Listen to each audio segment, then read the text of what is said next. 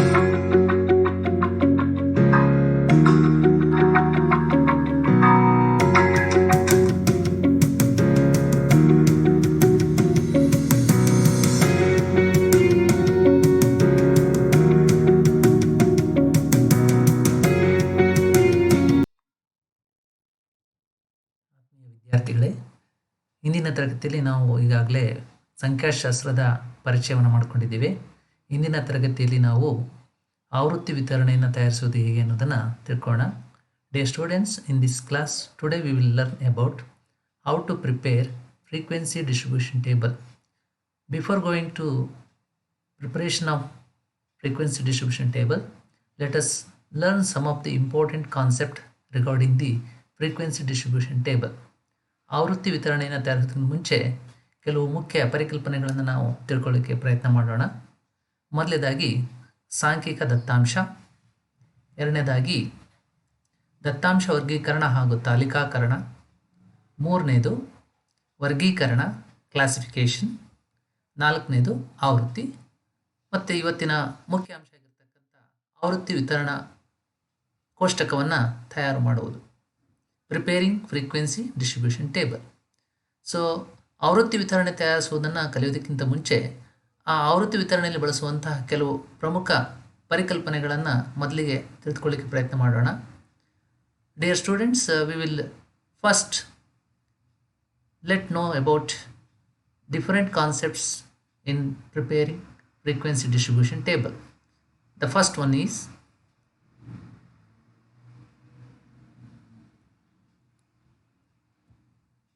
statistical data.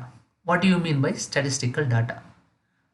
So before going to knowing statistical data, first let us see what is data. Data is a set of criteria that can help explain any group or thing and to draw any conclusion from them. ಅಂದರೆ ಯಾವುದೇ ಒಂದು ಸಮೂಹವನ್ನಾಗಲಿ ಸಂಗತಿಯನ್ನಾಗಲಿ ವಿವರಿಸಲು, ಅವುಗಳಿಂದ ಯಾವುದಾದರೂ ನಿರ್ಣಯಗಳನ್ನು ನಿರೂಪಿಸಲು ಸಹಾಯಕವಾಗುವ ಆಧಾರಾಂಶಗಳನ್ನೇ ನಾವು ದತ್ತಾಂಶ ಅಂತ ಕರಿತೀವಿ. ಸೊ ಇಂತಹ ದತ್ತಾಂಶಗಳು ಅಂಕಿಯಿಂದ ಕೂಡಿದರೆ ಅದನ್ನು ನಾವು ಸ್ಟ್ಯಾಟಿಸ್ಟಿಕಲ್ ಡಾಟಾ ಅಥವಾ ಸಾಂಖ್ಯಿಕ ದತ್ತಾಂಶ, ಅಂದರೆ ಅಂಕಿ ಅಂಶಗಳಿಂದ ಕೂಡಿರುವ ದತ್ತಾಂಶಕ್ಕೆ ಸಾಂಖ್ಯಿಕ ದತ್ತಾಂಶಗಳೆಂದವರು.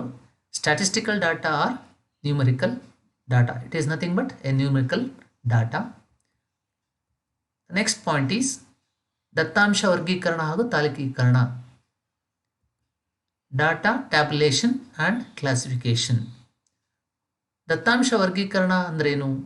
ಸಂಗ್ರಹಿಸಿದ ಸಾಂಖ್ಯಿಕ ದತ್ತಾಂಶವನ್ನು ವ್ಯವಸ್ಥಿತ ರೀತಿಯಲ್ಲಿ ವರ್ಗೀಕರಿಸಿ ಸಂಘಟಿಸದೇ ಇದ್ದಲ್ಲಿ ಅದರ ಅರ್ಥ ನಮಗೆ ಗೊತ್ತಾಗೋದಿಲ್ಲ, ಅರ್ಥರಹಿತವಾಗಿ ಉಳಿಯುತ್ತೆ. ಹಾಗಾಗಿ ದತ್ತಾಂಶವನ್ನು ಸಂಗ್ರಹಿಸಿದ ಉದ್ದೇಶವನ್ನು ನಾವು ಯಾತಕ್ಕೋಸ್ಕರ ಈ ದತ್ತಾಂಶವನ್ನು ಸಂಗ್ರಹಿಸಿದ್ದೀವಿ ಅನ್ನೋ ಉದ್ದೇಶವನ್ನು ನಾವು ಸಾಧನೆ ಮಾಡಬೇಕಾದ್ರೆ ಅದನ್ನು ವಿಶ್ಲೇಷಣೆ ಮಾಡಬೇಕಾಗುತ್ತೆ. ವಿಶ್ಲೇಷಣೆ ಮಾಡಿದ ನಂತರ ಅರ್ಥೈಸ್ಕೋಬೇಕಾಗುತ್ತೆ. ಅರ್ಥೈಸಿದ ನಂತರ ಅದಕ್ಕೆ ಸಂಬಂಧಪಟ್ಟಂಥ ನಿರ್ಣಯಗಳನ್ನು, ಅದು ಎಂಥ ನಿರ್ಣಯಗಳು ಅಂದರೆ ತರ್ಕಬದ್ಧ ನಿರ್ಣಯಗಳನ್ನು ಕೈಗೊಳ್ಳಬೇಕು. ಸೊ ಈ ರೀತಿ ನಾವು ಪೂರ್ವಯೋಜಿತವಾಗಿ ವ್ಯವಸ್ಥೆಯನ್ನು ಮಾಡ್ಕೋಬೇಕಾದ್ರೆ ದತ್ತಾಂಶವನ್ನು ವರ್ಗೀಕರಣ ಹಾಗೂ ತಾಲಿಕೀಕರಣ ಮಾಡೋದು ತುಂಬ ಅಗತ್ಯ ಇದೆ. ಹಾಗಾದರೆ ವರ್ಗೀಕರಣ ಅಂದ್ರೇನು ನೋಡೋಣ. What do you mean by data classification and tabulation? The numerical data collected will remain meaningless if not systematically categorized. It is necessary to categorize and validate the data in order to achieve the objective of collecting the data, analyzing it correctly and making rational decisions. So what do you mean by classification? ವರ್ಗೀಕರಣ ಅಂದ್ರೇನು? ಸಂಗ್ರಹಿಸಿದ ದತ್ತಾಂಶವನ್ನು ಕೆಲವು ನಿರ್ದಿಷ್ಟ ಲಕ್ಷಣಗಳಿಗೆ ಅನುಗುಣವಾಗಿ ವಿವಿಧ ವರ್ಗ ಅಥವಾ ಗುಂಪುಗಳಲ್ಲಿ ವಿಂಗಡಿಸುವ ಪ್ರಕ್ರಿಯೆಯನ್ನು ನಾವು ವರ್ಗೀಕರಣ ಅಂತ ಕರಿತೀವಿ. Classification is the process of arranging things in groups or classes according to their resemblance and affinities, giving expression to the unity of attributes that subsist amongst adversity of individuals. So ಪ್ರಮುಖವಾಗಿ ಬರತಕ್ಕಂಥ ಒಂದು ಅಂಶ ಆವೃತ್ತಿ ಅಥವಾ frequency. ಈ ಪದವನ್ನು ಬಳಸಿ ನಾವು ಆ ಒಂದು ಕೋಷ್ಟಕಕ್ಕೆ ಹೆಸರನ್ನು ಕೊಡ್ತಾ ಇದ್ದೀವಿ. ಹಾಗಾದರೆ ಆವೃತ್ತಿ ಅಂದ್ರೇನು? ಪ್ರತಿ ಗುಂಪಿನಲ್ಲಿ ವೀಕ್ಷಣೆಗಳ ಸಂಖ್ಯೆ, ನಾವು ಯಾವುದನ್ನು ಅಬ್ಸರ್ವ್ ಮಾಡ್ತಿದ್ದೋ ಅವುಗಳ ಸಂಖ್ಯೆ ಅಥವಾ ವೈಯಕ್ತಿಕ ಅಂಕಗಳು. Frequency is nothing but number of observations or individual scores present in each group.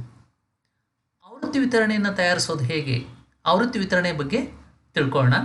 ಆವೃತ್ತಿ ವಿತರಣೆಯು ಸಂಗ್ರಹಿಸಿದ ದತ್ತಾಂಶವನ್ನು ವ್ಯವಸ್ಥಿತಗೊಳಿಸಲು ಅತ್ಯಂತ ಸಾಮಾನ್ಯವಾದ ಸರಳವಾದ ಕ್ರಮವಾಗಿದೆ. ಅಂದರೆ ಯಾವುದೇ ಒಂದು ದತ್ತಾಂಶವನ್ನು ನಾವು ಸಿಸ್ಟಮೆಟಿಕ್ ಆಗಿ ಮಾಡಬೇಕಾದ್ರೆ ನಾವು ಅನುಸರಿಸ್ತಕ್ಕಂಥ ಒಂದು ಸರಳವಾದ ಕ್ರಮವನ್ನು ಆವೃತ್ತಿ ವಿತರಣೆ ತಯಾರಿಸೋದು ಅಂತ ಕರಿತೀವಿ. ಯಾಕಪ್ಪ ಅಂದರೆ ಮಾಪನ ಮಾಡಬಹುದಾದ ಚಲಕದ ಮೇಲೆ ಪಡೆದ ಸಾಂಖ್ಯಿಕ ದತ್ತಾಂಶವನ್ನು ಗಾತ್ರದಲ್ಲಿ ವ್ಯತ್ಯಾಸ ಹೊಂದುವ ವರ್ಗಗಳಲ್ಲಿ ವರ್ಗೀಕರಿಸುವುದಕ್ಕೆ ನಾವು ಆವೃತ್ತಿ ವಿತರಣೆ ಅಂತ ಕರಿತೀವಿ. Preparing frequency distribution table. Frequency table is nothing but it is the arrangement of distribution of individuals of a class which displays the frequency of the individuals according to characteristics. ಉದಾಹರಣೆಗೆ ನಾವು ಒಂದು ಸಮಸ್ಯೆಯನ್ನು ತಗೊಂಡು ಇದನ್ನು ಅರ್ಥ ಮಾಡ್ಕೊಳ್ಳಿಕ್ಕೆ ಪ್ರಯತ್ನವನ್ನು ಮಾಡೋಣ. ಸೊ ಉದಾಹರಣೆಯ ಲೆಕ್ಕ ಈ ರೀತಿ ಇದೆ. ಒಂದು ತರಗತಿ 60 ವಿದ್ಯಾರ್ಥಿಗಳು ಗಣಿತ ಪರೀಕ್ಷಣದಲ್ಲಿ ಪಡೆದ ಅಂಕಗಳು ಕೆಳಗೆ ನೀಡಲಾಗಿದೆ. ಇದರ ಆವೃತ್ತಿ ವಿತರಣೆಯನ್ನು ತಯಾರಿಸಿ. For example, will take one problem. The marks scored in mathematics test by 60 students in a class are given below. Prepare frequency distribution table. ಇಲ್ಲಿ 60 ಜನ ವಿದ್ಯಾರ್ಥಿಗಳು ತೆಗೆದುಕೊಂಡಂಥ ಅಂಕಗಳನ್ನು ಕೊಟ್ಟಿದ್ದಾರೆ. ಅಂದರೆ 100 ಅಂಕಕ್ಕೆ ನಡೆದಂಥ ಪರೀಕ್ಷೆಯಲ್ಲಿ 60 ವಿದ್ಯಾರ್ಥಿಗಳು ಪಡೆದ ಅಂಕಗಳು ಕೊಟ್ಟಿದ್ದಾರೆ. ಸೊ ಈ ಅಂಕಗಳನ್ನು ನಾವು ಬಳಸಿಕೊಂಡು ಅದನ್ನು ಅರ್ಥ ಮಾಡ್ಕೋಬೇಕಾದ್ರೆ ಯಾವ ರೀತಿ ಕೋಷ್ಟಕವನ್ನು ಅಥವಾ ಫ್ರೀಕ್ವೆನ್ಸಿ ಡಿಸ್ಟ್ರಿಬ್ಯೂಷನ್ ಟೇಬಲನ್ನು ರೆಡಿ ಮಾಡೋಣ ಅನ್ನೋದನ್ನು ನೋಡೋಣ.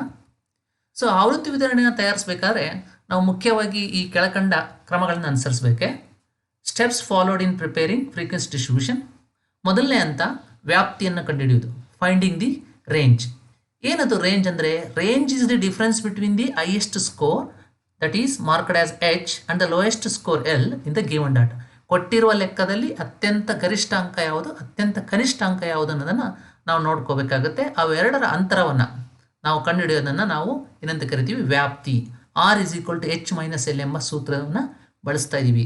ವ್ಯಾಪ್ತಿ ಅಂದರೆ ಬೇರೆ ಏನೂ ಅಲ್ಲ, ದತ್ತಾಂಶದಲ್ಲಿರುವ ಗರಿಷ್ಠ ಅಂಕ ಹಾಗೂ ಕನಿಷ್ಠ ಅಂಕ ನಡುವಿನ ಅಂತರವನ್ನು ವ್ಯಾಪ್ತಿ ಅಥವಾ ವಿಸ್ತಾರ ಅಂತ ಕರಿತೀವಿ.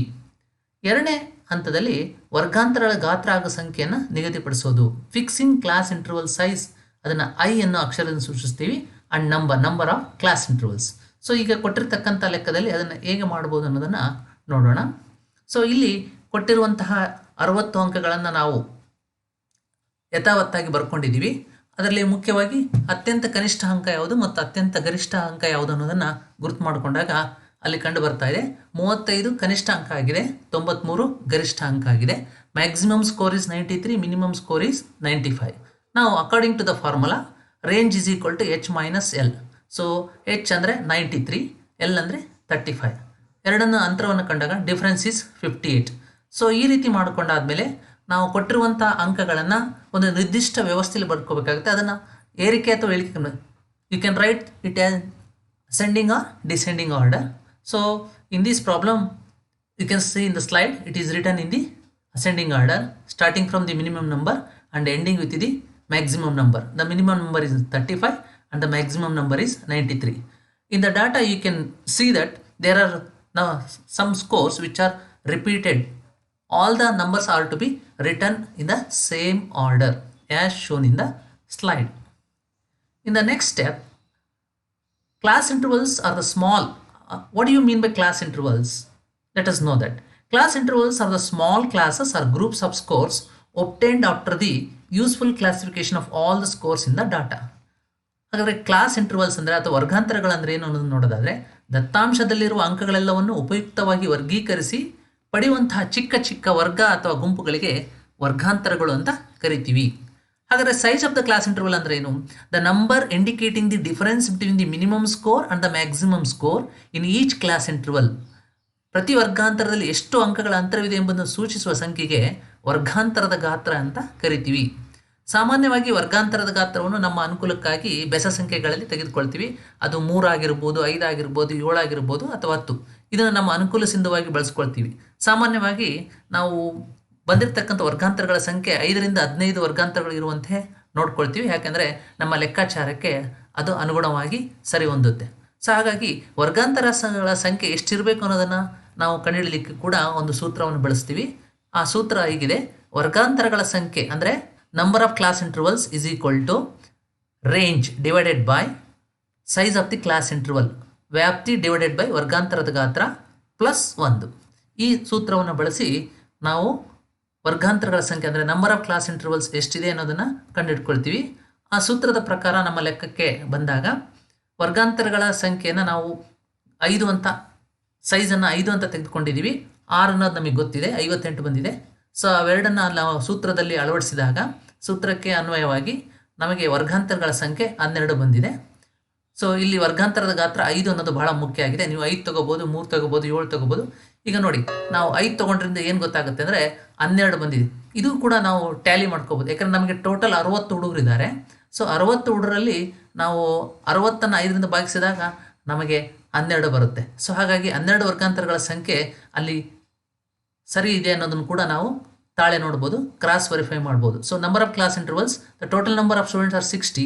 So 60 divided 5 it gives 12. The answer is right. So 12 ವರ್ಗಾಂತರಗಳನ್ನು ಮಾಡಲಿಕ್ಕೆ ಸಾಧ್ಯತೆ ಇದೆ. ಹೀಗೆ 12 ವರ್ಗಾಂತರಗಳ ಸಂಖ್ಯೆ ನಮಗೆ ಗೊತ್ತಾದ ಮೇಲೆ ಪ್ರತಿಯೊಂದು ವರ್ಗಾಂತರದ ಮಿತಿಗಳನ್ನು ಅಂದರೆ ಸಣ್ಣದರಿಂದ ಹಿಡಿದು ದೊಡ್ಡರಿಂದ ನಾವು 5 ಗುಂಪನ್ನು ಮಾಡಬೇಕಾಗ್ತದೆ. ಉದಾಹರಣೆಗೆ ನೆಕ್ಸ್ಟ್ ಸ್ಲೈಡಲ್ಲಿ ನಾವು ನೋಡ್ಬೋದು ನೋಡಿ, 35ರಿಂದ 39. ಸೊ 35ರಿಂದ ಸ್ಟಾರ್ಟ್ ಮಾಡಿ ನಾವು 39 ಸಣ್ಣದಿಂದ ಸ್ಟಾರ್ಟ್ ಮಾಡ್ತಾ ಹೋಗಿದ್ದೀವಿ. ಸೊ ಅದಕ್ಕಿಂತ ಮುಂಚೆ ಪ್ರತಿಯೊಂದು ವರ್ಗಾಂತರದ ಮಿತಿಗಳನ್ನು ನಿರ್ಧರಿಸಿ ವರ್ಗಾಂತರಗಳನ್ನು ಬರೆಯುವುದು. ದತ್ತಾಂಶದಲ್ಲಿ ಕನಿಷ್ಠ ಅಂಕದಿಂದ ಅಂದರೆ 35ನ ಪ್ರಾರಂಭ ಮಾಡಿದ್ದೀವಿ. ವರ್ಗಾಂತರ ಗಾತ್ರಕ್ಕೆ ನೋಡುವ ವರ್ಗಾಂತರ ಗಾತ್ರ ಅಂದರೆ 5. 35ರಿಂದ ಸ್ಟಾರ್ಟ್ ಮಾಡಿ 35, 36, 37, 38, 30, 9 ಹೀಗೆ ಒಂದು ವರ್ಗಾಂತರ ರೆಡಿ ಆಗುತ್ತೆ. ನೆಕ್ಸ್ಟ್ ಮತ್ತೊಂದು 40, 41, 42, 43, 44 ಹೀಗೆ 5 ವರ್ಗಾಂತರಗಳು 5ರ ಗಾತ್ರದಲ್ಲಿ ಪ್ರಾರಂಭ ಆಗ್ತವೆ. So write the class intervals by deciding the limits of each class interval. Starting from the lowest score in the data, write each class interval according to the size of the class interval that includes different highest score up to the last interval. ಅಂಕಗಳನ್ನು ಸೂಕ್ತವಾದ ವರ್ಗಾಂತರಗಳಲ್ಲಿ ತಾಲಿಕೀಕರಣಗೊಳಿಸುವುದು. So ಪ್ರತಿಯೊಂದು ಅಂಕವು ಯಾವ ವರ್ಗಾಂತರದಲ್ಲಿ ಬರುತ್ತೆ, ಈಗ ನಮಗೆ ನೋಡಿದ ಹಾಗೆ ಪ್ರತಿಯೊಂದು ಅಂಕ ಎಲ್ಲೆಲ್ಲಿ ಬರ್ತಾ ಇದೆ ಅಂತ ಗೊತ್ತಾಗುತ್ತೆ. ಸೊ ಯಾವ ಅಂಕ ಯಾವ ವರ್ಗದಲ್ಲಿ ಬರುತ್ತೆ, ಇಲ್ಲಿ 35, 40, 42. ಸೊ 35, 40 ನಾವು ನೋಡಿದರೆ ಮೊದಲನೇ ಬರುತ್ತೆ. ಹೇಗಪ್ಪ ಅಂದರೆ 35, 36, 37, 38, 39 ಮೊದಲನೇ ವರ್ಗದಲ್ಲಿ 40 ಬರೋದಿಲ್ಲ. ಯಾಕಂದರೆ 35 ಒಂದೇ ಇರೋದ್ರಿಂದ ನಾವು 1 ಅಂತ ಟ್ಯಾಲಿ ಹಾಕ್ಕೊಳ್ತೀವಿ. ಸೊ ಹೀಗೆ ಪ್ರತಿ ಸಾರಿ ನಾವೇನು ಮಾಡ್ತೀವಿ, ಪ್ರತಿಯೊಂದು ಅಂಕವು ಯಾವ ವರ್ಗಾಂತರದಲ್ಲಿ ಬರುತ್ತಿದೆಯೋ ಅದರ ಮುಂದೆ ತಾಳೆ ಹಾಕೋದ್ರ ಮೂಲಕ ಎಲ್ಲ ಅಂಕಗಳನ್ನು ತಾಲಿಕೆಗೆ ಬರೆದುಕೊಳ್ಳಬೇಕು. ಇದೇ ರೀತಿಯಲ್ಲಿ ಎಲ್ಲ ಅಂಕಗಳನ್ನು ಆವೃತ್ತಿ ತಾಲಿಕೆಯಲ್ಲಿ ಪರಿಗಣಿಸಬೇಕು. Right all the scores by putting Tally mark against the class interval where the each score lies. ಪ್ರತಿಯೊಂದು ವರ್ಗಾಂತರ ಮಿತಿಯನ್ನು ನಿರ್ಧರಿಸಿ ಬರೆದಾದ್ಮೇಲೆ ಎಲ್ಲದೂ ಕೂಡ ನಾವು ಡಿಸೈಡ್ ಮಾಡಿಕೊಂಡು ಈಗಾಗಲೇ ಕೊಟ್ಟಿರೋ ಲೆಕ್ಕವನ್ನು ಗಮನಿಸ್ತಾ ಹೋದರೆ ಗೊತ್ತಾಗುತ್ತೆ. ಸೊ ಇದೇ ರೀತಿ ನಾವು ಪ್ರಾರಂಭಿಸಿ ಒಟ್ಟು 12 ವರ್ಗಾಂತರಗಳನ್ನು ಇಲ್ಲಿ ಕಾಣ್ಬೋದು. ಅಂದರೆ 35, 39 ಮೊದಲನೇ ವರ್ಗಾಂತರ, 40ರಿಂದ 44 ಎರಡನೇ ವರ್ಗಾಂತರ, 45ರಿಂದ 49 ಮೂರನೇ ವರ್ಗಾಂತರ, ಹೀಗೆ ಒಟ್ಟು 12 ವರ್ಗಾಂತರಗಳನ್ನು ನಾವು ನೋಡ್ತೀವಿ. ಈಗ ತಾಳೆಗಳನ್ನು ಹಾಕೋದು ಹೇಗೆ? ಸೊ 30ರಿಂದ 39ರ ವರ್ಗಾಂತರದಲ್ಲಿ ಎಷ್ಟು ಅಂಕಗಳು ಇದ್ದಾವೆ? ನಮ್ಮ ಹಿಂದಿನ ಟ್ಯಾಲಿಯನ್ನು ನೋಡಿ ಗೊತ್ತಾ, 35ರಿಂದ 39ರಲ್ಲಿ ಒಂದೇ ಒಂದು ಅಂಕ ಇದೆ, ಅದು 35 ಮಾತ್ರ. ಹಾಗಾಗಿ ಅಲ್ಲಿ ಒಂದು ಟ್ಯಾಲಿಯನ್ನು ಹಾಕಿದ್ದೀವಿ. ಇನ್ನು ಎರಡನೇ ವರ್ಗಾಂತರ 40ರಿಂದ 44 ವರ್ಗಾಂತರವನ್ನು ತೆಗೆದುಕೊಂಡ್ರೆ ಅಲ್ಲಿ ಎಷ್ಟು ಅಂಕಗಳು ಬರ್ತಾ ಇದ್ದಾವೆ ನೋಡೋಣ. 40ರಿಂದ ಪ್ರಾರಂಭಿಸಿ 40 ಇದೆ 1, 42 2, 43 3. ಸೊ 3 ಇರೋದ್ರಿಂದ ನಮ್ಮ ವರ್ಗಾಂತರದ ತಾಳೆಯಲ್ಲಿ 3 ಮಾತ್ರ ಬರುತ್ತೆ. ಹೀಗೆ ಮತ್ತೊಂದು ನೋಡೋಣ, 65ರಿಂದ 69ರ ವರ್ಗಾಂತರವನ್ನು ನೋಡೋಣ. ಅಲ್ಲಿ ಎಷ್ಟು ಅಂಕಗಳು ಬರ್ತವೆ ಅಂತ. ಅಂದರೆ 65ರಿಂದ ಪ್ರಾರಂಭಿಸಿ 69ರ ಒಳಗೆ ಬರುವಂಥ ಅಂಕಗಳು. ಸೊ 65ರಿಂದ ಪ್ರಾರಂಭಿಸಿದಾಗ 1 2 3 4 5 6 7 8 9 10 11 12 ಒಟ್ಟು 12 ಅಂಕಗಳು 65ರಿಂದ 69ರ ವರ್ಗಾಂತರದ ಒಳಗೆ ಬರ್ತವೆ. ಅಂದರೆ numbers coming in the class 65 to 69. In the same way ಕೊನೆಯದಾಗಿ ಬಂದರೆ last 90 90 the class interval 90 to 94 we have only one number, that is 93. Therefore tally becomes 1. In this way we have to prepare the tally. So after preparing the tallies we have to add all the tallies in each class interval, and these tally added gives what is called as frequency of that class interval. For example, in the first class interval there is only one tally, frequency is 1. In the second there are 3, next in 4, 5, 6, and in 65 to 69 there are 12 tallies. In 80 to 84 there are 4 tallies. So all the tallies gives respective frequencies. At the end all the sum of the frequencies added becomes 60, which is the total score of the students, total number of students, and it is represented by n. In this way, ಪ್ರತಿ ವರ್ಗಾಂತರದ ಮುಂದಿರುವ ತಾಳೆಗಳ ಮೊತ್ತವೇ ಆ ವರ್ಗಾಂತರದಲ್ಲಿ ಬರುವ ಆವೃತ್ತಿ ಆಗುತ್ತದೆ. ಇದೇ ರೀತಿಯಲ್ಲಿ ಎಲ್ಲ ಅಂಕಗಳನ್ನು ಆವೃತ್ತಿ ತಾಲಿಕೆಯಲ್ಲಿ ಪರಿಗಣಿಸಬೇಕು. ಪ್ರತಿ ವರ್ಗಾಂತರದ ಆವೃತ್ತಿಯನ್ನು ಎಫ್ ಸಂಕೇತದಿಂದ ಸೂಚಿಸಲಾಗುತ್ತದೆ. ಆವೃತ್ತಿಗಳ ಮೊತ್ತವು ದತ್ತಾಂಶದಲ್ಲಿರುವ ಒಟ್ಟು ಅಂಕಗಳಿಗೆ ಸಮನಾಗಿರುತ್ತದೆ. ಮೊತ್ತವನ್ನು ಎನ್ ಅಕ್ಷರದಿಂದ ಸೂಚಿಸಲಾಗುವುದು. ಈ ರೀತಿ ತಯಾರಿಸಿದ ವರ್ಗಾಂತರಗಳನ್ನು ಮತ್ತು ಆವೃತ್ತಿಗಳನ್ನು ಒಳಗೊಂಡ ತಾಲಿಕೆಗೆ ಆವೃತ್ತಿ ವಿತರಣೆ ಎನ್ನಲಾಗುತ್ತದೆ. The sum of all the tallies against each class interval is the frequency of that class interval. Similarly, write all the scores in the data. Frequency of each class interval is denoted by F. The total sum of all the frequencies is equal to total number of scores in the data. The prepared table including class interval and frequencies is called frequency distribution table, as seen here. In this way, we can construct given frequency table according to the data. Thank you for watching the video.